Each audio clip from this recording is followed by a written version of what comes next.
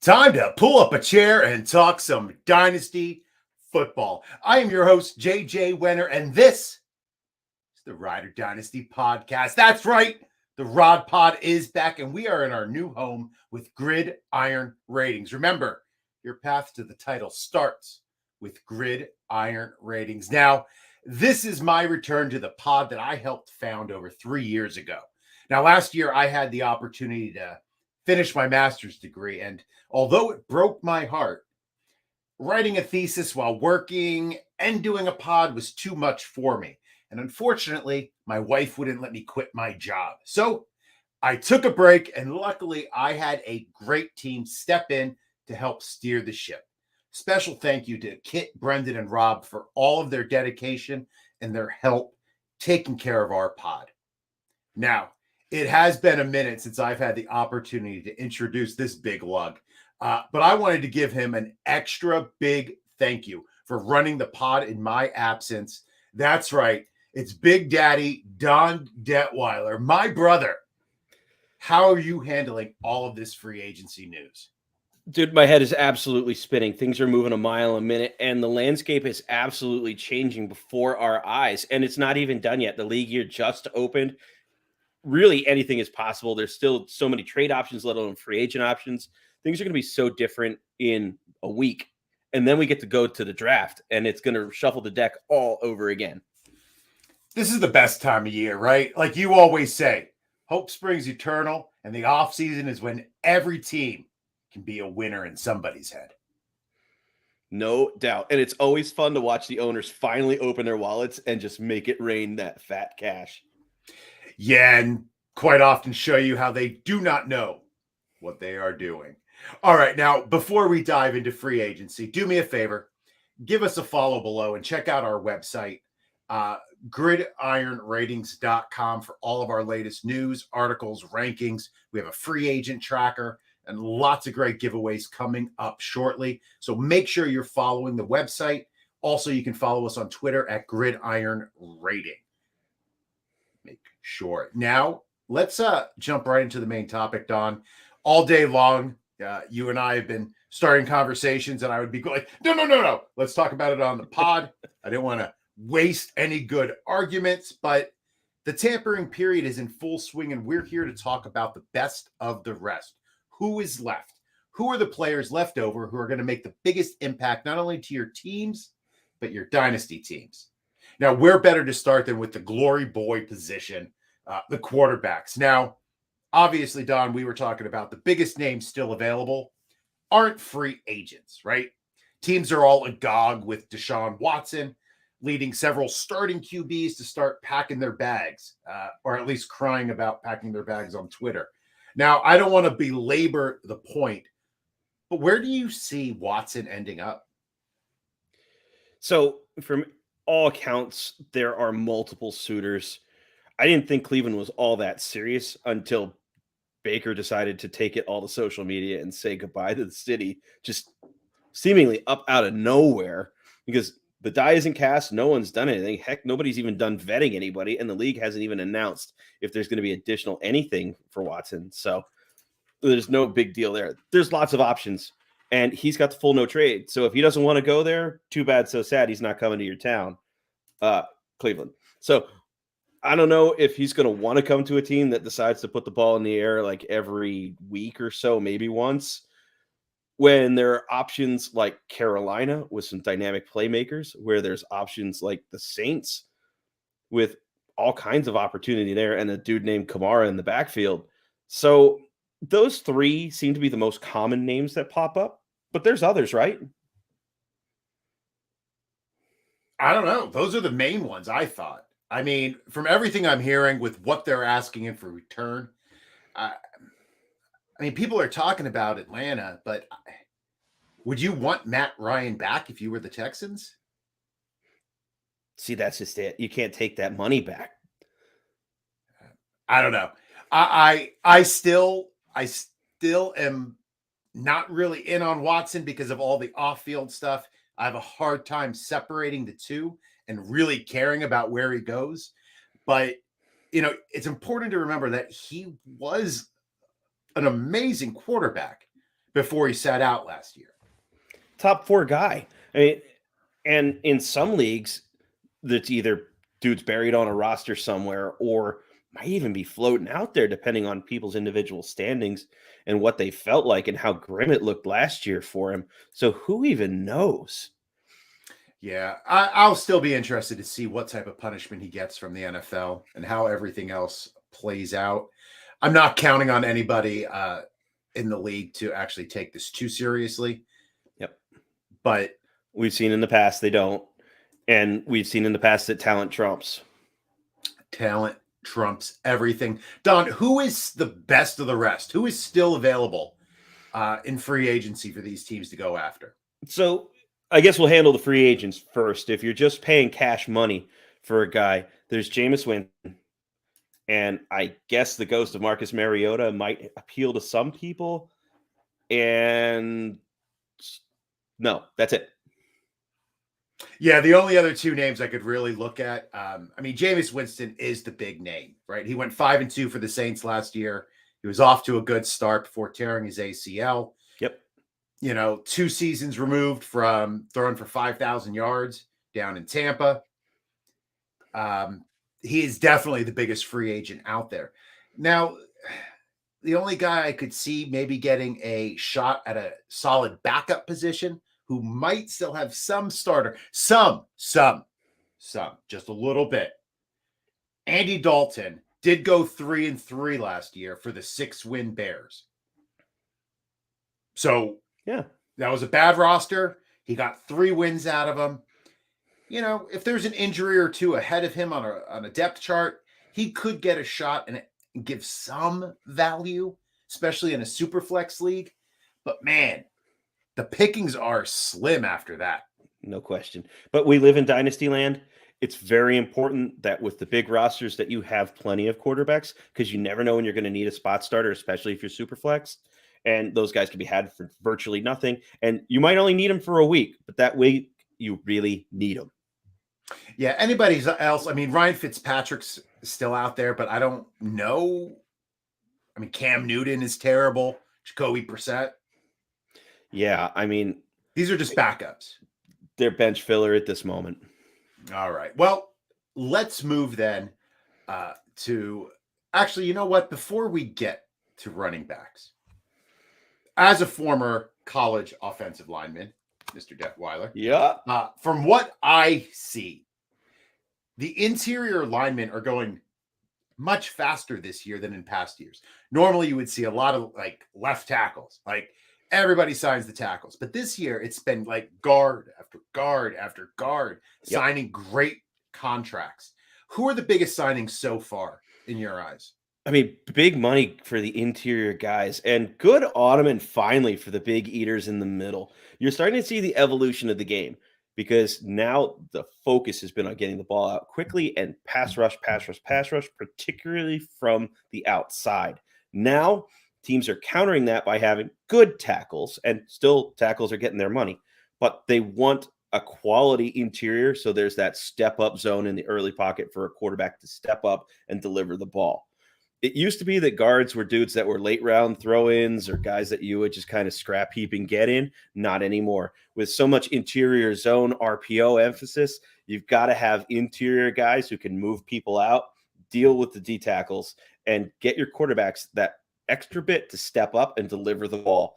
And teams are paying big money for that.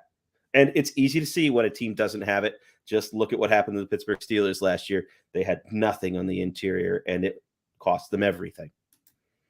So who have been the best signings so far, do you think, in your opinion? So I'm going to try to take off my Steeler colored spectacles because I absolutely love the 2 guards they brought in, particularly Jeff Daniels from the Bears. Because of Jeff Daniels. Yeah, I did it again.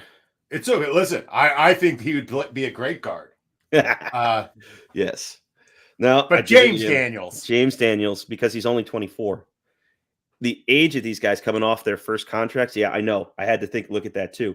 But guys that come out as juniors who get drafted in the first part of their early years, right as juniors, true juniors, and then come off of that early contract because they weren't first-round picks, hit free agency earlier and earlier, And now they're not finished products, and they're moving into their second opportunity. So now we've got a guy coming into Pittsburgh who started 30-plus games and is young to go with Chuks Okorafor, who's about the same age. And the other guy they brought in, Mason, who's a center guard capable. That's in the same age class. You now have a group of guys who are the same age with about the same number of starts and experience level that can really grow, mature together. And you're going to have them for their contracts are 3 years, but you could have them for 6 or 7 or 8 years of productivity. And a lot of the contracts that went out were to those guys, unless you're the Jags and you spent all the money on Brendan Scherf. Now that was a big deal. 3 years, about $50 million. Kind of set that mark high. The Jets weren't too far behind, signing Laken Tomlinson. 3 years, $40 million. Good signings.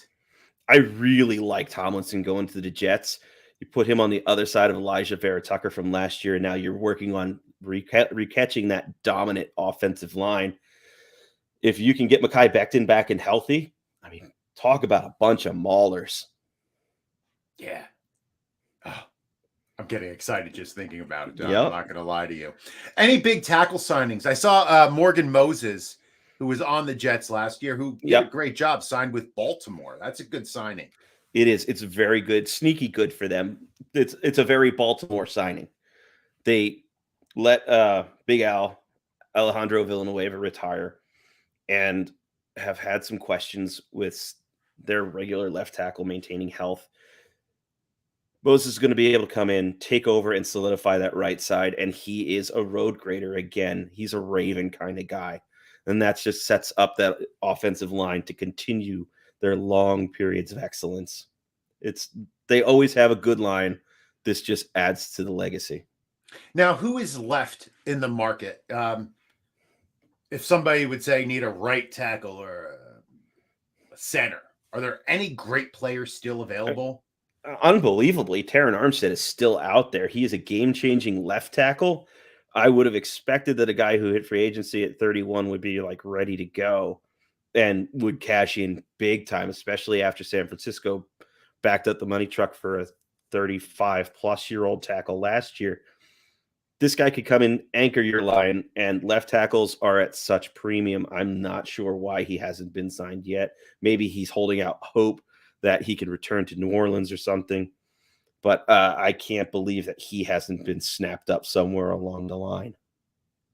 Anybody else stand out to you among the remaining? I see like Nate Solder's out there, Dwayne Brown, J.C. Treader. Yep, Nate Solder was an interesting name. He's another road grader that would fit well. Trent Brown is another guy who could get picked up and could play quality time for you.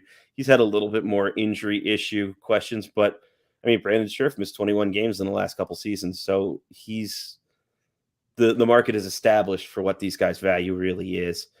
The majority of the name offensive linemen have now signed. It's just a question of augmenting now. What can you get a piece? Can you snipe a guy?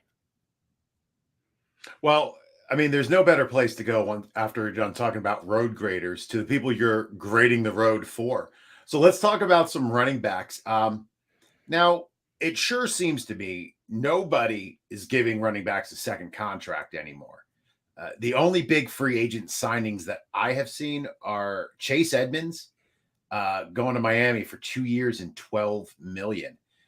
Any other big moves that you have seen at running back? James Conner getting 3 years to return to Arizona is a nice fit for a good player in a good role. He's not going to be the complete guy there. They're going to bring in somebody else because he was by far his most effective as a 1A, 1B set. J.D. McKissick was originally going to go to Buffalo to kind of be that third down pass catching guy and then decided he didn't really want to go and stayed with the Commanders. He had some nice run at the end of last year, caught what felt like 1.5 million passes, but we'll see what all that happens with the Commanders this year. But he's back there. Otherwise, those are the signings that really kind of stood out. Did you catch anybody that I missed there? I mean, unless you want to talk, like go a little bit deep with like Dare Ogunbowale. I knew you wanted to say it. But I mean, I don't think anybody out there is too too interesting who has signed already. Now, who's best of the rest? I know where I'm leaning, but where are you leaning? Are there any guys out there who you would want? Leonard Fournette's the best of the rest at this point. I mean, he showed down the stretch last year that he can still be effective. Now, granted, the Bucks had an amazing offensive line last year and they utilized him very well. But now with Tom Terrific coming back, it wouldn't surprise me at all if they don't try hard to get the band back together. Keyshawn Vaughn showed you a little bit last year at the end, I guess. I mean, maybe Rojo, maybe. Well, Rojo's still a free agent. Oh, he's still, so there we He's go. a free agent as well. Now somebody who's out there, I don't know if anyone's interested. I would hope Melvin Gordon is a free agent.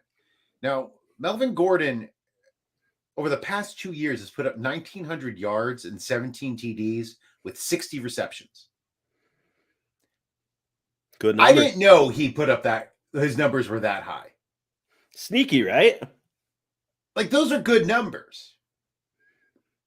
I think you could do worse than having a 1A or 1B be Melvin Gordon. He doesn't have a lot of wear on his tires. He seems to, the past 2 years, he's been right around 200 carries. So it's not like he's getting worn out. His numbers I would be interested. Too. Yeah. I would be interested in possibly seeing where he lands, because I definitely think he's going to return some value, especially in the dynasty, in a dynasty league. My suspicion is for both him and Fournette right now is that they're trying to cash in off productive seasons. And the longer we get here into free agency, I have a feeling the dollar values are going to start to drop. And then they have to make the business decision. Do they want to continue their careers and continue getting hit around? Or are they ready to walk off into the sunset mostly intact? Yeah, I think they're each going to ring up another check or two before I would they hope. decide to walk off. I would hope. Especially when you're playing well. I don't know. Make hay while the sun shines. Yep. As the league continues to move more and more towards a passing league, for those two guys, they can catch the ball, but it's one of those, their best value comes as a banger. But every team needs one. So it's going to get interesting. I'm over on spotrack.com, just looking at the rest of, David Johnson, Philip Lindsay, Patterson, Rashad Penny. Rashad Penny had a hot finish to the season. I am not a big believer in players who have a good last 3 games and then you sign them. Like, everybody trades for them and hopes that they're going to have a full season. But he did finish with 500 yards and 4 TDs in his last 3 games. Now, he was going against bad defenses those games: Chicago, Detroit, and Arizona, all bottom half rush defenses. I think Chicago and Detroit were both in the bottom 10. So, are you interested in Patterson at all, Cordarrelle, after his hot start last year? I don't know why at all the Falcons wouldn't at least attempt to bring him back. They seem to have finally found a formula to get something out of him. Now, I fully agree that last year was likely an anomaly, but even if he gets 70% of that, there's still value there. And who else do they have to give the ball to? So why not? At age 31, he's probably not going to cost you much of anything. They need weapons desperately. And even if you have to scheme an offense and be hyper creative to get the production out of him, who cares? It's still consistent production. He was remarkable last year, particularly down the stretch for fantasy owners that either got him for a song or off a scrap heap. So, he was better not down the stretch. He was good to start. If I'm not mistaken, down the stretch, he faded. They stopped going to him, especially with passing the ball. I'm not quite sure why they did that last year, but it seemed all of a sudden, now I might be making that up, but they stopped passing. I don't know. Let me look. I'm pulling up his numbers. Yeah, check it out, because I feel like he was still in the teens in production. He did have an absolute dip. Yeah, last 3 weeks he had 7, 9, and 4 carries. Correctly then. He started off really well, but then I don't know. I don't know if it was Matt Ryan. I don't know if it was the offensive system. I don't know if they were trying to save him because he is an older running back, but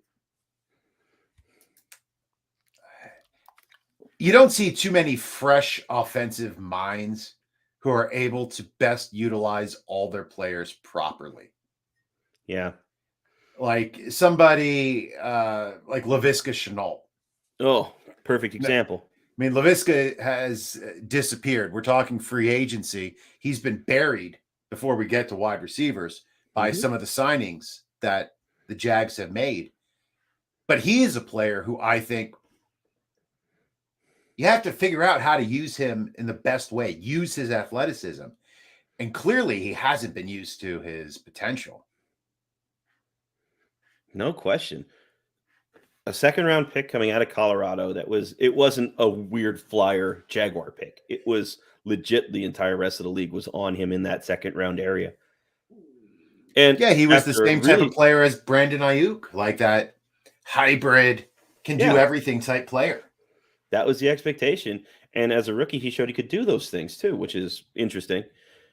I mean, I don't know how much of that is Jaguar going to Jaguar or how much of that is just maybe he started to go into whatever funk that Ayuk went into that limited his usage. Who knows? Yeah, I'm not sure at all. Well, all right. We can just not talk about the Jags right now. Actually, we're going to wide receivers. Yeah. We might end up talking about them. So it's going to happen. Actually, we're going to talk about them right now. So I have a question for you. I like questions. Let's go. All right. If you pay a receiver, wide receiver 1 money, right, does that make them a wide receiver 1? Asking for some people in Jacksonville. Well, I'll tell you what. Give me $19 million and we'll find out. The answer is no. It absolutely does not do those things. It's just that's not how any of this works. I mean, that's like meme money for a guy who's never shown that he's got one potential, let alone the health to stay on the field to even generate that kind of volume. So he's had flashes. He's had like couple game windows where he's been really good. And as that offense, an air raid offense should have produced crazy numbers for people in those positions. He was good, but he wasn't that good. Like, I don't see anything in his game that screams wide receiver 1. Yeah, I mean, I was after a few years of waiting on Christian Kirk, like this is the year. You know, last year he put up almost 1,000 yards, 980 something, 77 receptions. Yep. Like he had a decent year, especially with D-Hop missing time. Contract year. He's 25, right? This is going to be his year 26 season. He's younger. I have no problem with Christian Kirk getting a solid contract, but I don't know. Between that, the signing of Zay Jones by Jacksonville, Evan Ingram, like I don't know what they're building. I don't think normally you can see a team like have a philosophy and they start acquiring the pieces to execute the philosophy. The only thing that I see that should be executed might be the Jaguars themselves. I don't know. I don't get what they're doing. Let's start with the GM that somehow, some way retained his job after last year. Unless the coach basically said, okay, you sit over there, I'm signing the coach I want, and just hang out. I don't know how he can come back. And then he does and gets to pick a new coach. Okay, Doug Peterson, great. We're going to throw the ball all over the yard. Fine. How are we going to get weapons? Well, does anybody really want to come to Jacksonville? And that's the only thing I can wrap my head around is to get people to come to Jacksonville, you had to throw all the money at them. But philosophically, these guys, we always talk that we want guys that nest in different patterns. We want guys who excel in different areas. But I don't know that these guys are vastly different than what they had. They had a guy who could streak down the field. That's fine. Kirk had always been kind of used as that downfield dude. Okay, there's probably more growth to his game, and we can hope to find that. Otherwise, boy, I just don't know. And you bring in a Zay Jones who had some usage down the stretch last year that was kind of okay, maybe. It just makes no sense. They don't fit. These guys don't nest together in an obvious way. And I mean, Ingram's fine. That's a 1-year deal. Great. We'll talk tight ends a little later and we'll get more into that. But the layering and the systemic offensive usage just doesn't make any sense. All right, some of the other big names. Russell Gage went to Tampa Bay. That's an interesting signing. I like Definitely. Gage. And there's definitely a role for him down there, especially with Godwin. I mean, he's been franchise tagged. He hasn't signed it yet, but he's going to start the year on IR, I'm assuming, right? He shouldn't be back from his ACL. Presume. And even if he is, he's going to be reduced. Okay. Any other big signings that you did see that you liked or that stood out to you? I haven't seen a whole lot of wide receivers getting big bucks or getting real monetary looks here. And I think some of that has to do with the strength of the wide receiver class this year, the strength of last year's wide receiver class, and really the last couple years. The market is functionally flooding itself. And we're seeing some of the bigger names and some of the longer tooth vets I haven't even seen come up in rumor. So who are the big names who are left, in your opinion? Who would be the top wide receiver left in free agency? I think it has to be Robinson, right? To me, I'd swallow hard and think about that after the year he had last year, but it was obvious he was unhappy. He was certainly disinterested and then wound up banged up. So I presume that a lot of that was Matt Nagy and attitude and misery about being in a spot for a guy who's consistently produced on bad teams. Right. Well, Landry is out there now too. Jarvis has been a consistent producer, even in the armpit of the NFL, which is Cleveland. Sorry, Cleveland fans. But I mean, he was on a bad Dolphins team. He put up numbers. He's on I won't say a bad Cleveland team. I don't want to insult them, but a low passing offense. There you go. Yeah, philosophically for a wide receiver, it's a tough look for you. But he's always produced. Mm-hmm.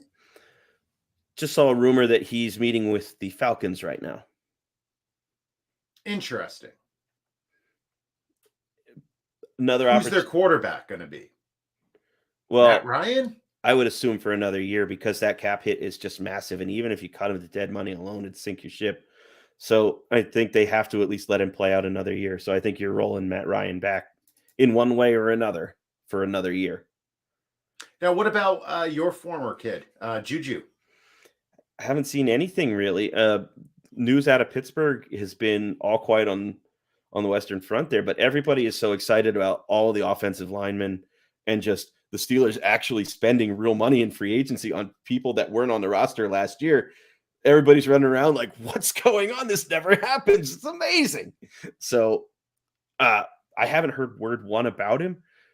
I wouldn't be surprised if he does return on a 1 year, another prove it kind of deal, because he was on what made no difference more than a 1 year deal last year with voidable years at the end that were obviously voided. And I could see him doing that again because he got hurt mid-year and then just came back for a playoff game that he caught like 4 passes in. So I think is there any room for him on the Steelers though with Chase and Deontay Johnson? Yeah, see, the thing is, it's Chase and Deontay and nothing. Like nothing. Ray McLeod was actually by default the third receiver for most of last year and is in his walk year. So he is a free agent. Yeah. Sorry, that's what I meant. Yeah. So it's one of those. I think they only have 2 wide receivers in contract right now. So yeah, they need help at the position. I expect them to draft one, possibly even high now, with some of the major needs taken off the list. So I don't know what's going to happen with Juju Smith-Schuster. I wouldn't be surprised. And there were some rumblings in the offseason that they would like to have him back and that he would like to be back. But that's everybody agreeing on a number. I think he plays probably further into free agency to see what all happens. All right. Who else is left out there? Julio Jones is still available. He just got released today by the Titans. I don't know if you want a 35-year-old, 33-year-old wide receiver with hamstring issues. Recurring annually, as it were. Odell is a free agent. Yeah, supposedly they're trying to make that work with the Rams so that he can come back. He didn't have enough wonderful things to say about the Rams. He was absolutely happy there, and a happy Odell is a productive Odell. Considering his injury, it makes sense that he hasn't signed anything yet. Right. When you tear up a knee in a Super Bowl, that's going to happen. I wouldn't be surprised at all if they don't get something done for him to stay with his current doctors, and it makes a lot of sense for him to stay with his current medical staff by re-signing with the Rams. Interesting to see the former college teammates who came out together, Landry and Beckham, both on free agents at the same time. Isn't it, though? Yeah, it's like seeing Mariota and Winston, right? The 1-2 of that draft. Both Crazy. free agents. Yikes. Not every draft is They can't all be winners. No. And as a Jets fan, I know that for a fact. Don't you know it? All right. Last up, Don. Yeah. The big men on the end of the line, or at least they used to line up on the end of the line. Now they're just over there. Wide receivers. Tight ends. Now, last year, the Pats kind of made a huge splash on the first day of free agency by signing Jonnu Smith and Hunter Henry. Hunter Henry delivered. He gave a top 10 tight end performance. I think he was in PPR tight end 10 for the season. Jonnu did not do anything last year. Now, the biggest signing so far has been by my beloved Jets, who, for some reason, replaced Chris Herndon. How could you? I don't know what they're thinking. I'll pause there for the laughs. That's right. So CJ Uzomah signed a pretty big contract, 3-year, $24 million. Not a huge contract, only $8 million a year, but for what tight ends are going for now, it's a pretty big deal. The only other guy really is Evan Ingram at Jacksonville. Now, I'm super happy with CJ Uzomah. I think that's a major area of need for the Jets. We didn't have anybody. Seems like a good fit. I absolutely agree. He's a nice fit for them, and he's even going to be more athletic last year because he played last year coming off a knee injury. So this will be 2 years removed where guys tend to regain whatever athleticism they're going to get back. And I would really expect him to be a very nice complement to a young quarterback and a young offense. Now, a lot of times, Don, we look for these second contract tight ends who they finally have gotten those first 3 years out. Yep. Now they're ready to grow into their man bodies and get ready to play real football, the tight end position. Is there anybody in free agency who you think is ready to take that step? No. Is there anybody in free agency who you think can take a step or play? So Austin Hooper is still worth rostering. He was a guy that was cut by the Browns and still needs to be rostered and kept around because he's always in that perennial top 20. And depending on where he lands, I mean, the guy's got chops. He can play. He can be your classic tight end. So can be inline. He can be moved around. He's more of a classic inline guy, but he could still catch the ball effectively. It's still be useful in the red zone and all over the field. So he's definitely a guy that needs to be on a roster, and you need to know that he's going to be around. So he seemed to be more of a casualty of an onerous contract than necessarily play. Plus, the Browns tagged Njoku. Yes, they did. After all that years of how are you going to use him? Are you going to use him? No, really. Are you going to use him? He finally didn't use him. Oh, he sort of kind of broke out last year, I guess, a little. And then they didn't use him. But they tagged him. Now, the nice thing about the franchise tag this year, and I think we have to make that clear, and the reason this is working is that the free agent tag for a tight end is what is like a 10.5 or 11 million, which isn't a huge dollar amount when you figure that Evan Ingram got 9 million for 1 year. So it's not like and Uzomah's getting 8 million a year. So it's not like the tag is this huge thing like it is at some of the other positions. So if anything, it's nice cost certainty. All right, I'm going to run through some names of tight ends. I sorted by age. So we'll start with young guys. Caden Smith, formerly of the Giants. Jaden Graham from Atlanta. These are some guys who have flashed. Chris Herndon, formerly of Minnesota. Can you believe the Jets got a draft pick for Chris Herndon last year? And not like a 7, wasn't it? Wasn't it like a 6? Yeah, whatever it was. Whatever it was way more than I thought they would. Thank you, Joe Douglas. I love Joe Douglas. As you should. Austin Hooper, 27. Jarwin, Everett. So Jarwin You're might be hoping with these interesting, guys, right? You're hoping. Yeah, they're all hope. Jarwin might be a guy. I mean, he kind of showed a little bit. I mean, and if I'm not mistaken, before he got hurt last year, everybody was really high on him coming into last season. Yeah. Like they thought he was going to be an integral part of this like high-powered Cowboys offense before he went down and got replaced by Dalton Schultz, right? He got Wally pipped. That's one of those deals where he just got passed on the depth chart by a guy who just really took charge. Yeah, and then a couple other disappointments from last year. Tanyan is a free agent. Anthony Fursker is a free agent. Ricky Seals-Jones. Yep. The giant Ricky Seals-Jones that everybody kept saying, going to catch you touchdowns, going to catch you touchdowns. No. Yep. No dice, unfortunately. No dice. He was one of those project guys. Anybody left? Anybody left you want to talk about, Don? So tight end wise, I got nothing. There's so many interesting defensive players. Von Miller just signs, by the way. Where? For what? With whom? For all the money. No, quite really. All the money. But he's going to Buffalo. What a fierce defense that's going to be. They could definitely use some pass rush. Like, so much. Oh, that's a good signing. That's a good signing. And that's a good place to go for Von Miller. I hope he can be healthy. Even if he can be okay, they don't have to play him every down there. He can move into a situational role, which is really interesting. Now, the contract is being reported as 6 years and $120 million. So all the money. And wait, I'm sorry. Say it again. I'm sorry. Let me back up. 6 years. 6 years. $120 million. Although I teach English, let me do my math. $20 million a year. Oh, and this may interest you. He's 33.